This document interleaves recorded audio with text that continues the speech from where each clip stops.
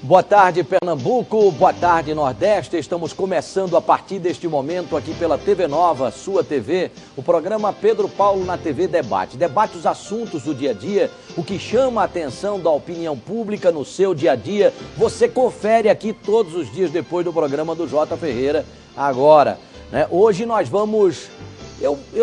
Esse programa de hoje, na verdade, nós anunciamos outro para esta segunda-feira. Eu quero agradecer, inclusive, a compreensão dos debatedores que deveriam estar aqui hoje. Nós já agendamos para a próxima quinta-feira, né? Porque nós estamos caminhando pelas ruas e a gente escuta aqui, escuta ali, né? As pessoas, pelo fato de saberem que nós somos amigos, já trabalhamos juntos, né? As pessoas, por onde anda Deni Oliveira? Pedro, tem notícia de Deni Oliveira? Aí chegam informações que Deni estava em Gravatá, que Deni estava fazendo televisão em outro estado, né? Perguntando de tudo, né? Falando sobre tudo, dizendo sobre tudo, né? A respeito de Deni Oliveira. Na verdade, já fazem 13 anos, aliás, 3 anos que Deni Oliveira está fora do vídeo, fora da televisão, depois do que aconteceu com ele. Eu acho que Pernambuco inteiro sabe. A gente vai tirar algumas dúvidas hoje. Ele foi acusado de abuso sexual. A princípio se falou em pedofilia, depois de abuso sexual, né? E ele perdeu o programa que tinha numa outra emissora de televisão, até que o processo fosse finalizado. Está sendo anunciado para o próximo sábado, dia 20, o retorno de Deni Oliveira com a sua caravana lá no Afasa, com várias atrações. Reginaldo Rossi, Berto Barbosa, Gretchen, Adilson Ramos, Petrúcio Amorim, um monte de artistas vão estar presentes nesse retorno de Deni Oliveira com as caravanas. E as pessoas continuam a perguntar: e a televisão, como fica? Né? O que fez Deni Oliveira nesses 3 anos? Para me ajudar nesta entrevista, estão conosco aqui, né, o Alexandre Farias, que é editor de jornalismo aqui da TV Nova, e também o Jota Ferreira, que é editor de comunidade e polícia aqui da TV Nova e que tem o seu programa Jota Ferreira agora. Boa tarde, um prazer, seja bem-vindo à tela novamente, Deni Oliveira.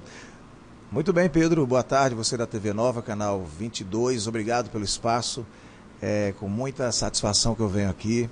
Pedro, que é um amigo de muitos anos, a gente começou, para quem não sabe, a gente começou em 1900 e alguma coisa, quando o Pedro era repórter musical da Rádio Recife FM, e eu fui contratado para substituir Vasconcelos Lima. Acho que você lembra bem disso, né? Lembro, na Rádio Recife FM. Não podemos dizer o ano exatamente quando foi, mas foi naquela época que nós começamos. Doutora Servilha Nogueira. Vicente Jorge, que hoje é diretor da Asa Branca, proprietário da TV Asa Branca lá em Caruaru, foi diretor da Jornal do Comércio aqui no Recife, enfim. Exatamente.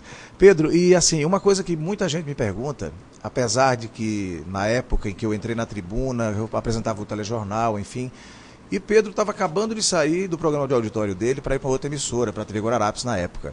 Aí as pessoas falam: vocês são amigos ou são inimigos? Eu e Pedro somos amigos, sim, nunca tivemos nenhum tipo de divergência pessoal, nada disso. A briga das televisões é que insistiam nessa concorrência de audiência. A gente nunca teve nenhum tipo de problema, e eu acho que é um momento até maravilhoso para o próprio Pedro falar isso para a gente agora. É verdade. Essa briga das emissoras, ela de fato existe, mas é uma briga por espaço, por audiência. Entre os comunicadores, não. A gente sabe que hoje a gente está aqui, amanhã a gente está ali, hoje a gente está em emissoras diferentes, amanhã a gente está em emissoras concorrentes, por aí vai. Então essas coisas não existem. Então tá bom, estou aqui à vontade para ouvir a família pernambucana, os meus colegas aqui, Alexandre e Jota Ferreira também, que eu estava morrendo de saudade do Jota Ferreira. Ele sabe que eu sou fã dele desde menino, né, Jota? A falar baixo, não porra, pensar que eu tô velho demais. Desde criança que eu já assistia Jota Ferreira. Muito bem. Deixar o Jotinha aqui, né? Já que você falou que assiste ele desde menino, né? O tempo é posto, a primeira pergunta é sua, Jotinha. Vamos lá. Bom, a primeira pergunta, o Deni sabe muito bem, já depois de toda esse inferno astral, né? Eu sempre costumo dizer e classificar esse momento, esse impasse todo na sua vida como o inferno astral. Sim. Que você enfrentou, né? Como é que você tem conseguido suplantar todo esse momento terrível que se abateu sobre você, que lhe deixou numa situação crítica, nós acompanhamos, né? E foi realmente uma coisa muito delicada. Havia exatamente aquelas pessoas que sempre acreditavam que alguma coisa podia estar fora do esquadro naquilo tudo, porque era absolutamente impossível. De repente, uma pessoa que antes amada, querida de todos, passar a ser odiada por um segmento da sociedade, tudo aquilo por aquilo que a polícia oferecia, Ministério Público, aquele negócio todo. Como é que você conseguiu suplantar tudo isso, estar aqui diante das câmeras, abrindo seu coração para falar para todo mundo? Como é que você conseguiu sair dessa situação? Jota, assim, em primeiro lugar eu queria dizer, obviamente você tem as suas colocações, essa coisa de ser odiado, até hoje eu nunca tive esse tipo de sentimento nas ruas. A gente encontra as pessoas do mesmo jeito, beijando, tirando foto, nos shoppings onde eu vou, nas feiras. Eu ando como uma pessoa normal, como outra qualquer. Sempre tive uma vida muito simples e muito atencioso com as pessoas. E com relação a Deni Oliveira estar da forma que eu estou hoje, sempre estive dessa forma, é que a minha consciência é muito tranquila com relação a isso. Das acusações das quais eu fui envolvido naquela época em jornais, em televisão, das coisas que me acusaram, ninguém nunca conseguiu provar nada. Então, foi daí que eu busquei forças para continuar a minha vida normal. E quem pensa que, por exemplo, a carreira dele acabou, não acabou nada. Eu trabalhei fora, trabalhei em São Paulo, fiz alguma coisa para Portugal.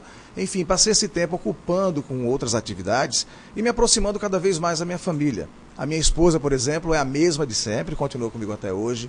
Eu tenho um filho com 20 anos, maravilhoso, uma filha com 11 anos, da mesma esposa. Eu acho que se houvesse naquela época algum tipo de dúvida com relação à idoneidade, da seriedade do apresentador Deni Oliveira, do cidadão, do pai Deni Oliveira e do amigo, com toda certeza minha esposa não admitiria ficar comigo sequer um dia. E ela continua comigo até hoje, lutando, e a gente sempre mesmo provou que nada daquilo existiu e foi uma grande farsa, uma grande armação, como já descobrimos, infelizmente a imprensa ainda não divulgou, mas em breve vocês vão saber tudo o que aconteceu. Agora, essa maldade, você veja bem, a perversidade, havia um complô interessado mais em destruir o profissional Deni Oliveira, não é? Como é que essa coisa apareceu de um momento para o outro? Pedro, o que acontece, Jota, que eu acho, diante do sucesso que Deni Oliveira fez na televisão, e que até hoje continua, graças a Deus, mesmo fora do ar, eu acredito que por conta de uma grande inveja, né? Um programa que faturava altíssimo, um faturamento maravilhoso, recorde de faturamento em patrocínio, um programa que tinha uma audiência impressionante, coisa que há muito tempo ninguém tinha conseguido bater, a emissora concorrente, a Poderosa, que todo mundo conhece, e isso incomodou o mercado, né? Incomodou o mercado, incomodou os concorrentes, que eu não vou aqui citar nomes, mas vocês podem imaginar que isso aí foi um momento onde o sucesso, a fama, o dinheiro, de uma certa forma, me ensinou naquele momento que isso não é tudo e que a gente tem que buscar também forças na igreja, buscar força em Deus. Eu não sou evangélico, eu não sou católico, eu não sou espírita, eu só acredito em Deus.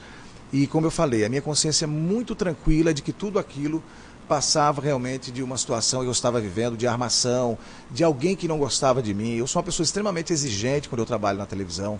Eu ocupava um cargo lá na época, onde eu tinha autonomia de algumas bandas, enfim, algumas atrações do programa, e eu era extremamente exigente com a produção. Eu não admitia, por exemplo, em horário de trabalho, uma pessoa estar com MSN namorando. Então isso aí criou algumas inimizades, onde eu conseguia ir até na empresa. Acredito que diante da minha reclamação de ver tanta gente no MSN namorando, brincando, conversando, eu consegui até bloquear de todo o sistema praticamente o MSN, porque eu queria trazer o Fábio Júnior para o meu programa, enquanto a pessoa estava lá namorando, batendo papinho, enfim, ele lá no aeroporto, indo para um outro programa de televisão, e eu lá na televisão explodindo de raiva, porque eu não conseguia entrar em contato com a produção do Fábio Júnior. Entendeu? Então, acho que uma dessas coisas, isso aí provocou também uma certa inimizade, um certo desconforto por conta de alguns colegas de trabalho. Acredito que por aí. Pois é.